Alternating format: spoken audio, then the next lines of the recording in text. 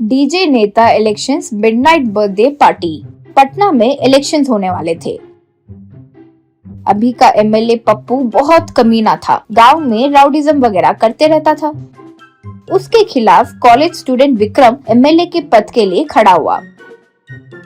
एक दिन विक्रम को बुलाकर पप्पू बहुत डराया, लेकिन विक्रम बिना डरे लोगों के बीच ही घूमता रहता था। वो देखकर अपने साला भानु जी से पप्पू, अरे भानु जी, ये विक्रम आजकल बहुत कर रहा है। वो और उसके लड़के घर घर जाकर प्रचार कर रहे हैं। हमारा नाम भी फैलाना होगा। उस पर हमारा बर्थडे भी आने वाला है। घर घर केक तो भिजवाना है, लेकिन पूरे गांव में हम क्या है ये भी दिखाना चाहिए। तब भानु जी, जीजा जी आप फिक्र मत करो। डीजे गंधर्व नाम का एक आदमी है, वो गांव का दीवाना है। हम टास्क बोलेंगे तो बस पूरा करके ही छोड़ता है। उसे हम कहेंगे तो जरूर आप ही जीतोगे। उससे मैं बात करता हूँ, कहकर वहाँ से चले गया। फिर गंधर्व के पास जाकर भानु जी, अरे कमीने, तुम्हें तो कोई नहीं प्रोग्राम देगा, लेकिन मैं दे रहा हूँ, तो याद रखो पूरे प्रचार का बजट है 25 लाख। उसमें मुझे 20 चाहिए, तुम्हें 5 दूंगा, लेकिन पूरा 5 में ही सब कुछ हो जाना चाहिए रे। डीजे एकदम मस्त होना चाहिए। ठीक प्रचार के आखिरी दिन तुम्हारा डीजे लोगों को याद रहना चाहिए। ऐसा करो। गंधर्व, भैया, एक कमीने को दूसरा कमीना ही याद रख सकता है। तुमने मुझे याद किया। अब देखो पप्पू भैया को पूरे तरह से फेमस कैसे करता हूँ। यूं कहा। फिर गंधर्व अपने जान पहचान वाले डीजे वैन से बात किया।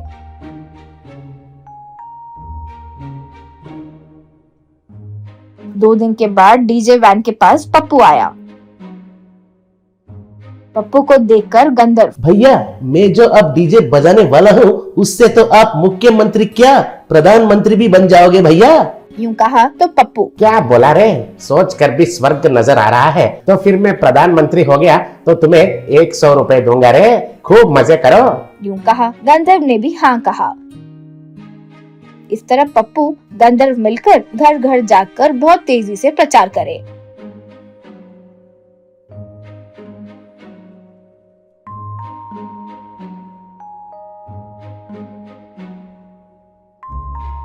अब पप्पू का जन्मदिन आया। गंधर्व डीजे को सेट किया। पप्पू आगे कार में जा रहा था तो पीछे डीजे में happy birthday Pappu, happy birthday Pappu, happy birthday Pappu Pappu Pappu Pappu ऐसे गंधर्व गाते हुए आ रहा था। गंधर्व के ये बेकार गाने को सुनकर लोग चिल्लाना डांटना सब शुरू कर दिए।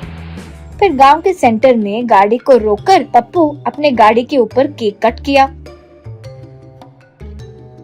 फिर से गंधर्व, happy birthday Pappu, happy birthday Pappu Pappu, happy Pappu. यूं फिर से गाने लगा। वो देखकर लोग केक बिना खाए वहीं से भागने लगे। इससे गंधर्व, अरे भागो मत, मुझे पता है तुम लोगों के बारे में। केक के लिए रुकने वाले बैच हो ना तुम लोग। देखो सब यहाँ रुकिए, पप्पू भैया का काटा हुआ केक खाकर जाइए, वरना एक एक को छोड़ूंगा नहीं। वही नहीं, तुम में से कोई भी मिस हुआ तो हमारा पप्पू भैया कल जब चुनाव जीत जाएंगे ना, तो एक एक को घर से बाहर खींचकर मारकर छोड़ेंगे रे। कान से खून आने तक मैं गाना गाऊंगा रे, सुनना चाहिए। यूं कहा। तब आगे गाड़ी पर रहने वाला पप्पू, अरे कमीने, लोगों से ये क्या बात कर रहे हो? थोड़े देर चुपचाप बैठो रे। गंधर्व, अरे पप्पू, एक बार मुझे काम दे दिया तो वो तुम्हारा हाथ में नहीं रहता है। अब वो मेरे हाथ में आ गया है, और मेरे हाथ में आ गया तो मान मर्यादा गौरव ये सब मायने नहीं रखता हूँ मैं। देखो, ठंडी हवा को रोक नहीं जा सकता रे, ना ही जलता हुआ निकलता सूरज को। अब तुम प्रधानमंत्री बन जाओगे तो 100 दोगे कहा ना, लेकिन फिर भी मैंने कुछ नहीं कहा ना। लेकिन अब नहीं छोड़ूंगा, तुम्हारा डीजे एकदम जोरदार होना चाहिए। कहकर डीजे का आवाज तेज बढ़ाकर happy birthday Pappu, happy birthday Pappu, इस पप्पू कहीं के को ही तुम सब बेकार लोग वोट डालना, पप्पू को जीताओ। यूं गाने लगा। इससे सब लोग मिलकर पप्पू के साथ ही गंधर्व को जोर जोर से मारे। फिर वे सब वहां से भाग निकले। फिर चुनाव में विक्रम बम्पर मेजॉरिटी से जीत गया। Magical Oreo biscuit machine.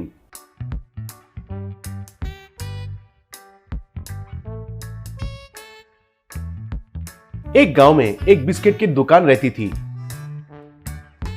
उसमें सब तरह के कंपनी का बिस्किट्स रहते थे। उधर बाबुल कहकर एक आदमी काम करता था। उसका थोड़ा चोरी का दिमाग था। वो ऑटो में शॉप्स को बिस्किट्स का आपूर्ति करता था। शॉप वाले दिए पैसों में से कुछ पैसे जेब में रखकर बाकी के पैसे मालिक को देता था। उनका मालिक अच्छा आदमी था, इसलिए बाबुल जो भी देता था वो पैसे गिने बिना अंदर रख देता था। एक बार उस मालिक का बेटा शहर में पढ़ाई खत्म करके गांव वापस आया।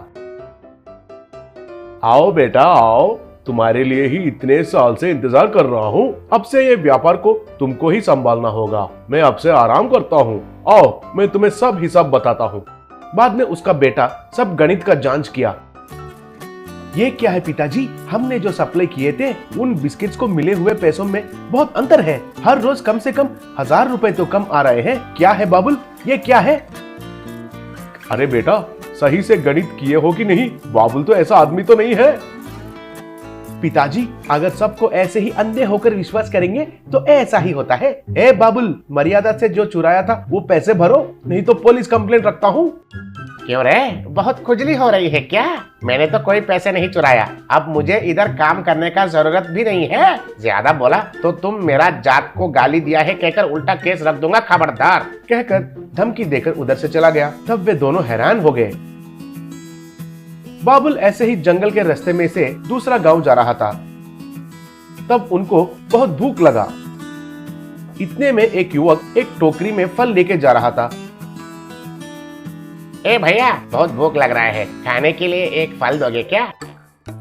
वो आदमी तुरंत उनको फल देकर, अरे कौन हो तुम और इस जंगल के रास्ते से कहाँ जा रहे हो? क्या बोलूं भाई, मुझे मेरा मालिक अन्याय से नौकरी से निकाल दिया। मैं तो एक अनाथ हूँ, शहर में कुछ काम ढूंढने के लिए जा रहा हूँ भाई। क्या तुम अनाथ हो? ठीक है, फिर तो तुम्हें हमारे आश्रम में कुछ जगह मिलेगा बाबू। अगर हमारे गुरुजी मान लिए तो तुम आश्रम का काम करते हुए आराम से उधर ही रह सकते हो, मेरे जैसे। मेरे ड्यूटी क्या है पता है? ऐसे रोज जंगल में आकर फलों को इकट्ठा करके आश्रम में देना है, बस। ठीक है, चलो तुम्हें हमारे आश्रम में लेकर जाता हूँ। बाबुल ठीक है कहकर उसके साथ निकल पड़ा। उधर आश्रम में जाकर स्वामी जी से मिलकर उनसे भी बहुत झूठ कहा। बेटा, तुम इधर कितना दिन चाहिए उतना दिन रह सकते हो। तुम्हारा ड्यूटी ये है कि हर रोज तुमको सब्जी का पौधे उगाना है और उनको अच्छे से देखभाल करना है। उस दिन बाबुल को उधर अच्छे से खाना मिला। अगले दिन वो सब्जी के पौधों को पानी भर रहा था। उधर खिड़की में से अंदर देखा तो स्वामी जी एक मशीन में आटा डाल रहा था और उसमें से रोटी निकलने लगे। ये देखकर बबलू, ओहो, तो इधर का राज ये है, हर रोज इस मशीन से रोटी बनाकर सब्जी और फल उगाकर इस आश्रम को चला रहा है ये स्वामी जी। अब मुझे इस मशीन को चुराकर बिस्किट का धंधा शुरू करना है, सोचा। ऐसे उस मशीन को चुराकर उनका घर में लेकर रखा। उसमें आटा डाला तो उसमें से बिस्किट्स आना शुरू हुआ।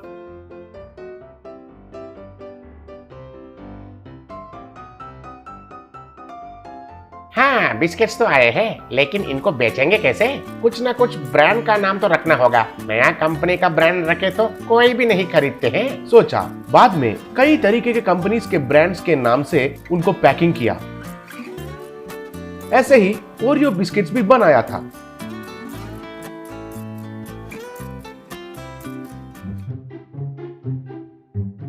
और उनको लाकर मार्केट में कम दाम में बेचना शुरू किया। ऐसा बहुत सारे पैसे कमाया। एक दिन वो मशीन में आटा डालकर बिस्किट्स को बना रहा था। इतने में पुलिस उधर आए। उनको देखकर वो घबरा गया। क्यों रे नीच कमीने कुत्ते, तुम्हारे ऊपर 2 दिन से नजर लगाए थे। तुम और तुम्हारा इतिहास सब कुछ पता चल गया है मुझे। परसों मेरे बच्चों के लिए ओरियो बिस्किट्स खरीद के लेके गया था। वे लोग खाकर ये तो बिल्कुल ओरियो बिस्किट्स के स्वाद जैसे नहीं है कहे थे। तब मुझे शक हुआ था। जाकर शॉप वाले से पूछा तो वो तुम्हारे बारे में बताया। चोर कहीं का, चलो पुलिस थाने। कांस्टेबल्स, इस मशीन को वापस उस स्वामी जी के पास पहुंचाइए। ऐसे बाबुल जेल के अंदर चला गया।